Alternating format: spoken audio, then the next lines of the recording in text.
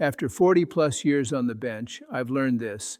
The law tells me what I can do, but my conscience tells me what I should do. If you've ever wondered whether a judge can change a life in one morning, tell me this. Are you the kind of person who believes mercy can be strong too, and will you stay with me to the last line? It was a Wednesday in Providence, Rhode Island, the kind of gray day where the sky looks tired, like it worked a double shift. I remember the date because the clerk read it out loud, crisp as a bell. October 17th, Courtroom 3. My docket was packed. Parking tickets, no insurance, a few shoplifting cases, the normal river of people who come through a municipal court and hope the current doesn't pull them under. At 10:47 a.m., my clerk slid a file in front of me. Case number PVD 23-04177. The charge read, shoplifting misdemeanor second offense. Second offense always makes the room feel smaller, like the walls lean in a little, waiting to see if the person learned anything the first time. The defendant stepped up, 17 years old, name Noah Mercer, thin shoulders, hair cut like he did it himself in a bathroom mirror. He wore a black hoodie that was too big, sleeves hanging past his wrists. His sneakers were worn down like he'd been walking miles. A lot of kids come in dressed like that. It's common. It tells me life has been rough, or at least messy. But then I saw something that didn't match. When he moved his hands, the cuff pulled back, and I caught a flash of a watch. Not a cheap watch, a stainless steel Rolex Submariner, black dial, shining like it had never seen a hard day.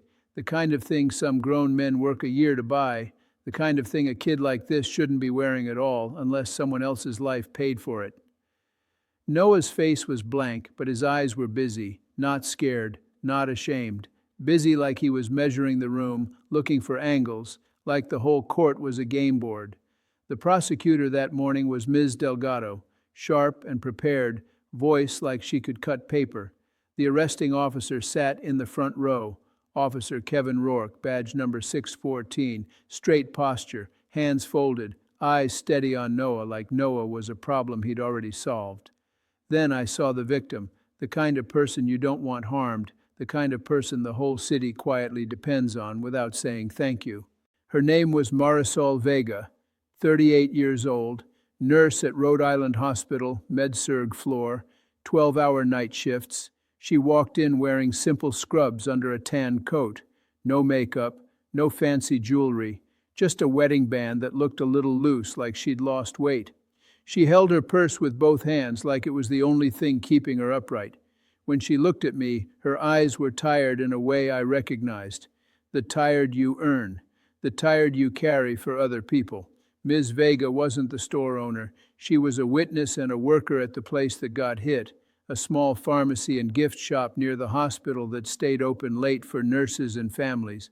The report gave a time, 10:23 p.m., a rainy Monday night. This wasn't a kid grabbing a candy bar. Noah took 2 boxes of infant formula, 1 electric toothbrush, a pack of razor cartridges, and 2 over-the-counter inhalers that were kept behind the counter. Total retail value, $286.74. That number sounds small to people who don't count their dollars, but when you are living on overtime, that's groceries, gas, and the electric bill fighting for the same space. The store policy said employees should back off and call police if someone goes for locked items, but Ms. Vega didn't back off because she saw what he grabbed first, infant formula. She later told the officer she had one thought, just one. Maybe he has a baby at home, maybe he's desperate. So she stepped in front of him, not yelling, not grabbing, just hands up, palms open, trying to slow him down with her voice. That's the kind of kindness that can get you hurt. Because Noah didn't just run. He shoved her, hard. She hit the tile floor, her hip took it, her elbow took it, her badge lanyard snapped, and when she tried to push herself up, he laughed. The report used the word laughed. I underlined it because sometimes one word tells you the whole heart of a case. Ms. Vega got up anyway. She limped to the door and locked it after he ran out because the manager was in the back and she didn't want him chasing the thief into the street. Then she called 911 with hands that wouldn't stop shaking. She came to court with a bruise still yellowing on her elbow, a bruise that said, "I got hurt doing the right thing." When I asked her to speak, She stood and smoothed her coat down like she was trying to look neat for my courtroom. Your Honor, she said, soft but steady, I wasn't trying to be a hero. I see those formulas all the time. Moms crying because they can't afford it, babies in the hospital. And I thought, if he's taking that, it must be serious. But when he pushed me, I realized he didn't care about anything. He cared about getting out. I nodded slowly. How long have you been a nurse, Ms. Vega? 14 years, she said. Any family? She swallowed. 2 kids, 8 and 5. Their dad passed away 3 years ago, heart attack. I work nights because it pays a little more. My mom watches them when she can. There it was, the sacred victim, a widow, a nurse, a single mother who works nights to keep the lights on, the kind of person you want your kids to grow up to be. Noah watched her like she was a TV show he didn't like. Then he smirked, like her pain bored him. In my courtroom, a smirk can be louder than a shout. I looked at Noah. Mr. Mercer, you're charged with shoplifting. The allegation is you stole multiple items and shoved an employee. How do you plead? He leaned into the microphone like he owned it. Not guilty. Ms. Delgado didn't blink. Your Honor, the state is prepared to proceed. I felt the room shift. The bailiff looked at me like he was bracing. I've seen teenagers in trouble 1,000 times. Some cry. Some act tough because they're scared. Some can't even look at the victim. Noah looked at Ms. Vega and gave a little shrug, like, what's the big deal? That's when I noticed something else. When he crossed his legs, the hem of his jeans lifted, and I saw designer socks, the kind with a repeating pattern, clean and expensive, and on his finger, a silver ring with a brand stamp on the inside. A kid with worn shoes and luxury accessories. It told me he wasn't stealing to survive. He was stealing for status. Officer Rourke took the stand first. Officer, I said, tell me what happened. He stood. Yes, Your Honor. On October 14th at approximately 10:23 p.m., I responded to a 911 call at Bay Street Pharmacy. Reporting party was Marisol Vega. She described a male juvenile, later identified as Noah Mercer, who concealed items in a backpack. When confronted, he shoved her and fled eastbound on Bay Street on foot. He paused and added, we located the suspect approximately 3 blocks away at 10:31 p.m. He was attempting to enter a vehicle parked behind a closed restaurant. Ms. Delgado asked, what kind of vehicle? Officer Rourke's jaw tightened. A white Lamborghini Urus. The room made a sound, not a loud sound, a human sound, like air being pulled out of lungs. A Lamborghini. Noah sat back, satisfied, like he enjoyed the reaction, like the car itself was part of his defense. Ms. Delgado continued, was that vehicle registered to Mr. Mercer? No, ma'am, Officer Rourke said, registered to a company, Eastport Development, LLC. I watched Noah's face. No surprise, no confusion, just a tiny proud look like he liked the name of that company. Ms. Delgado asked, did Mr. Mercer have keys to the vehicle? Yes, Officer Rourke said. Keys were recovered from his pocket during a pat-down. We also recovered the stolen items from his backpack. Then Ms. Delgado asked, and the Rolex? Noah's eyes flicked to her, annoyed. Officer Rourke said, he was wearing a Rolex Submariner black dial. We ran the serial number after a separate tip came in. I leaned forward. After a separate tip? Yes, Your Honor. At 2:23 a.m. the following morning, our department received a call from a private security firm. They reported a watch matching that description as missing from a residence on Benefit Street. Benefit Street.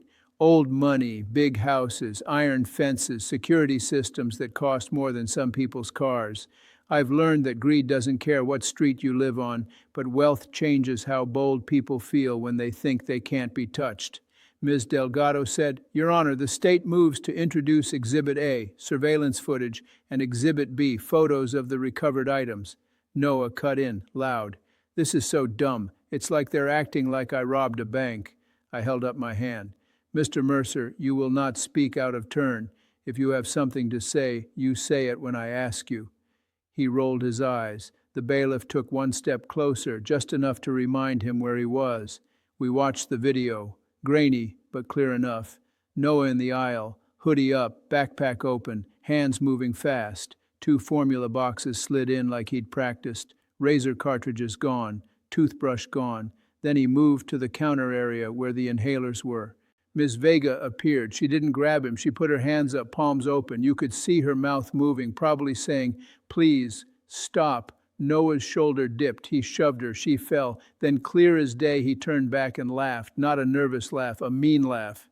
In court, Ms. Vega looked down at the floor like watching it again hurt more than the bruise. I clicked my pen once. It's a habit, a way to keep my anger from driving the car. Ms. Delgado said, "Your Honor, the defendant's demeanor on video matches his demeanor today." Noah leaned back and said, "I mean, she got in my way." That's when I heard it.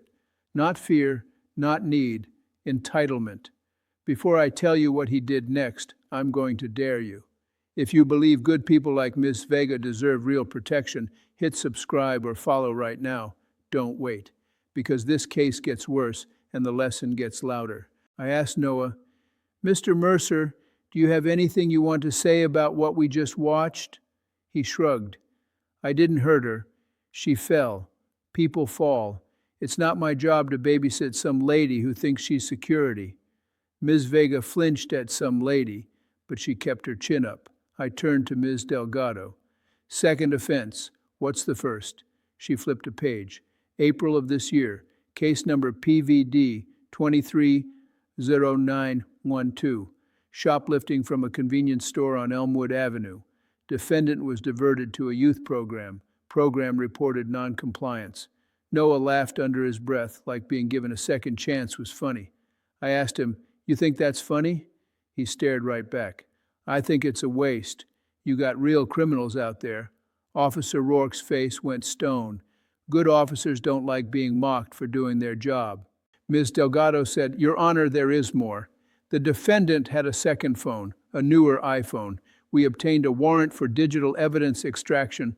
The phone contained messages suggesting the defendant has been stealing high-theft items to sell." Noah snapped, "That's not my phone." Officer Rourke said, "Recovered from his jacket pocket, Your Honor." Noah pointed at him. "You planted that." The courtroom murmured. That kind of accusation poisons trust if it's true. And if it's false, it shows a person will say anything to escape the weight of his own choices. I raised my voice firm.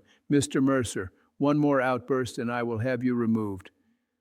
Noah leaned toward the mic again and smiled in that slick way some kids learn from watching adults with power. "Judge, come on. You don't really think I'm some street kid running a crime ring. Look at me." I did look at him. I looked at the Rolex, the designer socks, the way he sat like the chair belonged to him more than the court did. Ms. Vega spoke again, and I did not expect it. "Your Honor, may I say something?" I nodded. "I didn't come here to ruin a kid's life," she said.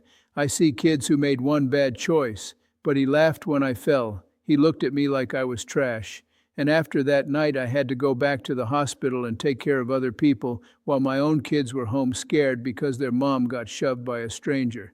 Her voice cracked on the word scared, just enough to cut through the room. I thought about my father. He didn't have money. He had principles. He taught me that dignity is not something you buy, it's something you give. Noah shook his head like she was being dramatic. Ms. Delgado said, "Your Honor, the state requests remand. Pattern, lack of remorse, and assaultive behavior." Noah scoffed. "Remand? For some pharmacy stuff? You're kidding." I asked, "Where do you live, Mr. Mercer?" He smirked. "I'm between places." "That's not an address." He looked up at the ceiling. "Does it matter? You going to send cops to check if my sheets are tucked in?" I watched him. 17 years old and already talking like accountability is a joke. "Do you have a parent or guardian in the courtroom?" I asked. He said no. Ms. Delgado lowered her voice. "Your Honor, defendant is listed as an orphan ward of the state, foster placements, some records sealed." Orphan. The case tilted. Not an excuse, not a free pass, but it explained the coldness. A kid with nobody sometimes decides nobody matters. I softened my voice just a notch. "Noah, I'm going to ask you once, and I want a real answer. Why did you steal those items?" He stared at me. In his eyes I didn't see hunger. I saw contempt. "Because I could," he said. That sentence landed heavy.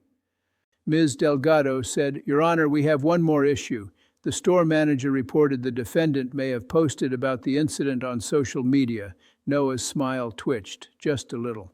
"Officer Rourke," I said, "do you have information on that?" "Yes, Your Honor. Public post from the defendant's Instagram account, handle Noah Knows Best. Also a Snapchat story, screen recorded by a witness, timestamp 10:28 p.m. The clerk displayed screenshots on the monitor. One showed Noah in the back seat of a luxury SUV, a Lamborghini logo on the headrest. He held the two formula boxes like trophies. Caption, "Free dinner for the rats who breed." Then a laughing emoji.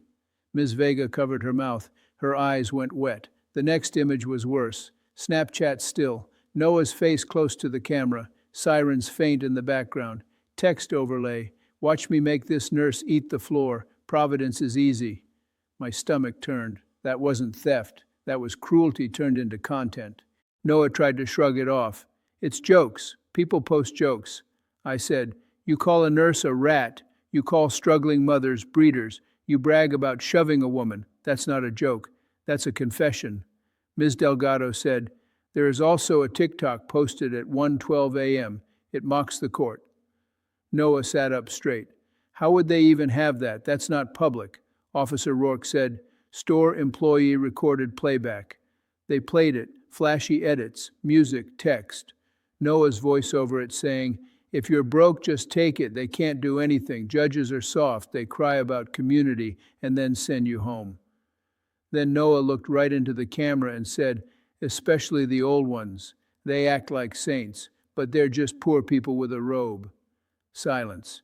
He had insulted me, but worse, he insulted the idea that any person without money can still have honor. I leaned forward. "Noah, did you call me a poor person with a robe?" He said, loud, proud, "Yeah, look around. This place is for broke people. You think I belong here?" He laughed. Again, "If you're still with me, lean in, because the next part is what made the whole country argue about what I did. You think you know where this is going, but you don't." Ms. Delgado wasn't done. "Your Honor, the digital evidence includes messages that may tie the defendant to a larger theft operation, references to drops, buyers, shipping. We notified a federal task force. The word federal changes air in a courtroom, like the temperature drops." Noah's bravado flickered once. I asked Officer Rourke, "This shoplifting might connect to something bigger?" "Yes, Your Honor," he said. Messages reference stealing high-end goods from porches, vehicles, and retail stores, then moving them through an online reseller. Addresses in Massachusetts and Connecticut. The Lamborghini may be connected to an adult organizer. Noah blurted, "I don't know anything about that." Ms. Delgado said, "We've been contacted by Special Agent Linda Cho, U.S. Postal Inspection Service. She is present." A woman stood in the second row, navy blazer, simple badge holder, calm eyes. She didn't need to look tough. She looked certain. "Good morning," I said. "Good morning, Your Honor," she replied.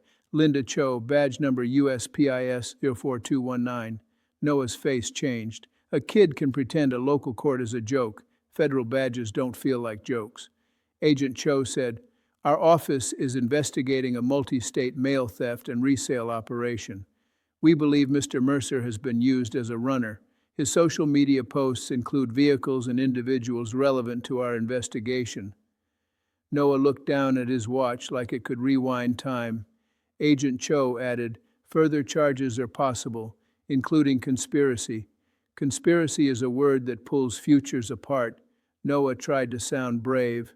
"They're just trying to scare me." I said, "Noah, nobody sends a federal agent to scare a teenager for fun." He leaned in, voice bitter. "You don't get it. People like you never get it."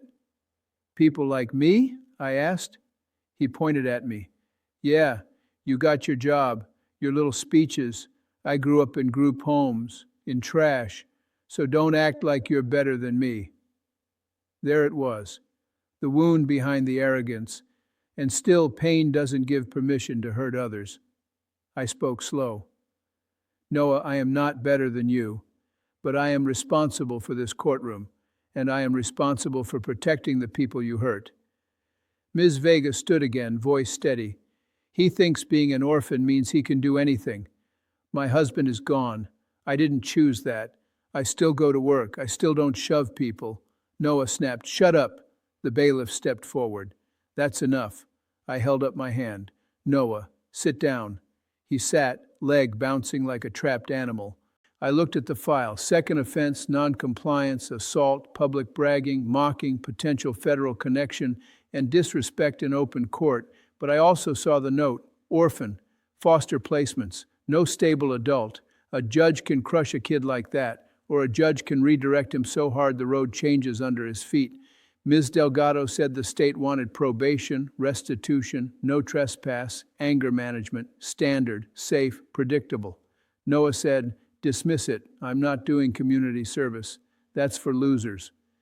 I leaned back. My robe felt heavier. I said, "Noah, you humiliated a nurse. You stole infant formula and insulted mothers. You filmed it like a comedy. You came into my courtroom acting like the law is a toy." He muttered, "It is." That's when I made my decision. I turned to Ms. Vega. "What unit do you work on?" "Med-Surg," she said. "Do you ever see young men his age in the hospital?" I asked. "All the time," she said. "Car accidents, overdoses, stabbings. Sometimes they come in tough, and then they're scared. Sometimes they don't have anyone with them." I nodded. "Do you have a volunteer coordinator?" "Yes," she said. I looked at Noah. "Here is what I'm going to do. I'm going to impose a sentence you will remember when you're 30. Noah tried to sneer, but the uncertainty was there now. I said, "Mr. Mercer, you are placed on supervised probation. You will pay restitution of $286.74. If you fail, you serve suspended time." He rolled his eyes like money was nothing. Then I said, "You will complete 200 hours of community service at Rhode Island Hospital on the night shift under supervision of the volunteer coordinator with input from Ms. Vega." His eyes widened. No way." "Yes way," I said. "You will wear a plain volunteer shirt. No designer, no Rolex. That watch comes off when you enter." Noah stood. "You can't make me do that." I raised my voice just enough. "Sit down." He sat. I said, "You will push linen carts, mop floors, clean waiting rooms, restock basic supplies. You will do the quiet work that keeps a hospital alive. You will look at suffering people and learn what respect looks like." He shook his head hard. "That's humiliating." I nodded once. "Exactly. If you're listening right now, you're the kind of person who cares about more than gossip. You're part of a community that wants people held accountable the right way. Stay with me in the comments after this, and let's make sure stories like Ms. Vega's don't get buried." Noah's face turned red. "You're doing this because I called you poor." I said, "No. I'm doing this because you acted rich." I added, "You will also write a letter, not a text, not a post, a letter, an apology to Ms. Vega and to the store manager, and a second letter addressed to the families you insulted. You will read it out loud to the volunteer coordinator." Noah opened his mouth to argue, then stopped. Agent Cho's presence sat on his shoulder like a weight. Agent Cho said calmly, "Your Honor, our office will follow up on the federal aspect. Mr. Mercer, I suggest you take this order seriously." Noah swallowed. For the first time, he didn't have a smart answer. His public defender tried. "Your Honor, he's 17. The hospital—" I held up my hand. "Counselor, your client made a nurse eat the floor and then bragged. He chose humiliation. I'm assigning humility." Noah exploded. "I'm not cleaning anything. I'm not your janitor." I leaned forward. "In a hospital, nobody is just anything. The person who cleans the floor makes it safe for a child to walk. The person who restocks gloves helps stop infection. You don't see dignity because you've never earned it." He glared. "You don't know what I had to do to survive." I softened my tone. "Maybe you did hard things to survive. Now you'll do hard things to become someone worth surviving for." I set the start date. Friday, 9:00 p.m. check-in. Miss it warrant. Officer Rourke, badge 614, would serve it. Weekend in a cell, tile floor, cold air, time to think. Officer Rourke nodded once. No smile, just certainty. Ms. Vega exhaled like she'd been holding her breath since that rainy night at 10:23 p.m. Later, someone in the courtroom posted the clip of my sentence. It went viral because people are tired. They're tired of good people getting hurt. They're tired of cruelty being treated like a phase. The line that spread was simple. Noah said, "That's humiliating," and I said, "Exactly." 2 weeks later, Ms. Vega wrote to the court. She said Noah showed up to his first shift at 8:52 p.m. She said he didn't talk much. She said he tried to wear the Rolex, and the volunteer coordinator made him lock it up. She said he pushed a linen cart for 3 hours and didn't complain once. Then she wrote something that stuck in my mind. She wrote, "He stared at a little boy in the waiting room holding an inhaler, like he was seeing himself. That's why I still believe in this job. Justice is not just punishment, it's confrontation. It's putting a mirror in front of someone and not letting them look away." A month later, Agent Cho's office filed charges against the adult organizer connected to that Lamborghini. That part wasn't viral, but it was real. The white Urus didn't belong to Noah. It belonged to a man who used boys like Noah, like disposable gloves. And when that man got exposed, it showed the truth. Noah wasn't a king. He was a pawn who loved the feeling of a crown. Noah didn't become an angel overnight. Real life doesn't work like that. But those night shifts did something no lecture could. They put him near suffering without letting him laugh. They made him see dignity up close, the kind you can't buy with a watch. And Ms. Vega kept working nights. She kept raising her kids. She kept being the kind of person the city leans on, even when the city forgets to say thank you. Here's what I learned, and here's what I want you to remember. People think equality means we treat everyone the same, but real equality is when we hold everyone to the same standard of respect. Money doesn't buy you permission to be cruel. A hard childhood doesn't give you the right to hurt a stranger. A fancy car doesn't make you better than the nurse who wipes blood off a bed at 3 a.m. My father used to tell me, "Frank, a person's worth isn't in their pockets, it's in their choices." I've seen that truth walk into court 1,000 times. I've seen kids with nothing become adults who build something. I've seen kids with every advantage turn their hearts into stone. Justice isn't about getting even, it's about getting honest. It's about telling a young person, you don't get to laugh at harm and call it a joke. It's about telling a hard-working nurse, we see you, we value you, we will not let you be treated like dirt. So when a teenager looks at a nurse on the floor and laughs, the court has to answer that laugh with something stronger than anger. It has to answer with a lesson that sticks, a sentence that changes the shape of a life. Thank you for staying with me. I appreciate you. And if you want the next courtroom story, the one that starts with a speeding ticket at 78 miles per hour and ends with a reunion nobody expected, follow now and meet me there.